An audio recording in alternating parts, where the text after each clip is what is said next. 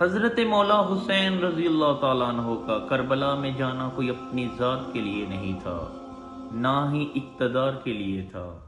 وہ تو نبی کریم صلی اللہ علیہ وآلہ وسلم کے دین کو جو نقصان دے رہا تھا یزید، اس کو روکنے کے لیے وہ وہاں گئے، تاکہ جو دین کے اندر وہ حرافات کر رہا ہے، جو دین کو نقصان پہنچا رہا ہے، اس کو روکا جائے۔ حضرت امام حسین نے وہاں پہ نہ تو اقتدار کی بات کی اور نہ ہی کوئی اقتدار کے بارے میں کسی سے کوئی بات کرنے کا کہا۔ حضرت امام حسین نے صرف یہ مطالبہ کیا کہ تم جو نبی کے دین کو نقصان پہنچا رہے ہو، اس سے باز آ جاؤ، مگر یزید نے اس سے باز آنے سے